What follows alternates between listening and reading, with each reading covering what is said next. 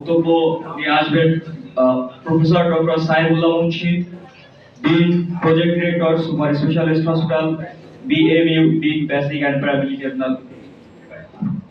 বিসমিল্লাহির রহমানির রহিম। আজকে সভার সভাপতি ভাই শামসুল বিপ্লব এবং আজকের সভার প্রধান অতিথি ইসলাম বিএনপি স্বাস্থ্য বিষয়ক সম্পাদক এবং আরো দলের অনেক পর্যায়ের ব্যক্তি আছেন এবং আমাদের শিক্ষকরা আছেন, সবাইকে আমার শ্রেণীগত সম্মান শ্রদ্ধা জানিয়ে সংক্ষিপ্ত বক্তব্য রাখবো। তবে আমি যে বলে গেলেন আমার আগে, এরপরে আমার বলার মতো আসলে কিছু জমাতে পারবো না আমি আপনাদের সামনে, আগে এই জন্য দুঃখিত। এবং আমার চেহারাও খুব একটা ভালো না, আপনাদের চেহারাও খুব সুন্দর, সুতরাং আমার পক্ষ থেকে আসলে তেমন কিছু বার্তা দেওয়ার মতো কিছু নাই।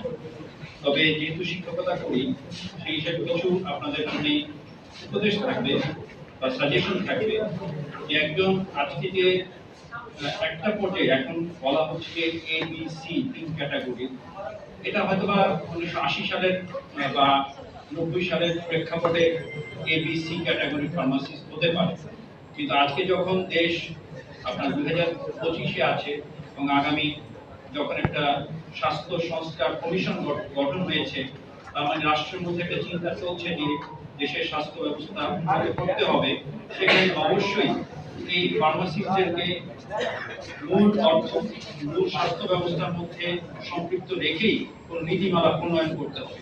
এটা হবে আপনাদের প্রথম এবং একমাত্র আপনাদের দাবি হওয়া উচিত আমি মনে করি সরকারের কাছে।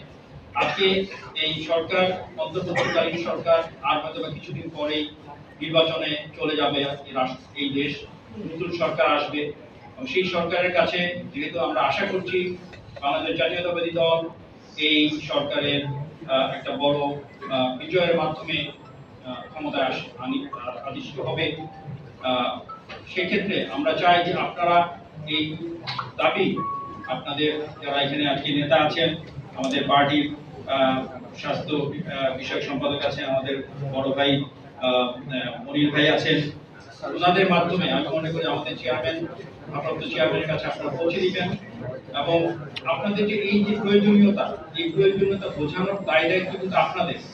আজকে বলা হচ্ছে যে 45টা ইউনিভার্সিটিতে ফার্মেসি ডিপার্টমেন্ট আছে, আমি ধরে নিলাম 10 জন করেও যদি থাকে ফার্মাসিস্ট প্রতিটা ইউনিভার্সিটিতে, তাহলে তো একটা ব্যাচে 450 জন ফার্মাসিস্ট থাকার কথা, তাহলে 5 বছরে তো অন্তত সেখানে 2000 ফার্মাসিস্ট থাকার কথা।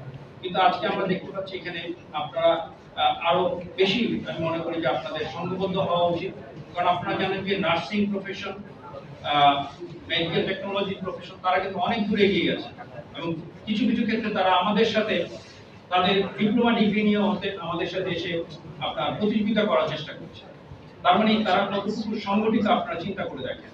সেই তুলনায় আপনারা কিন্তু আত্মসমালোচনা করা দরকার যে আপনারা কেন এখনো পিছিয়ে আছেন।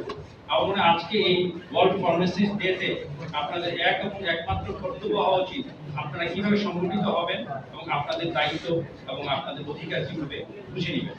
আমি আর বেশি বক্তব্য দিব না, আমি আশা করি যে আপনারা আজকে এই দিবসটাকে সুন্দরভাবে উদযাপন করবেন এবং আপনারা শপথ দিবেন কিভাবে আগামী দিনে দেশ গড়ায় আপনারা ভূমিকা রাখতে পারেন। সবাইকে ধন্যবাদ। বাংলাদেশ জিন্দাবাদ।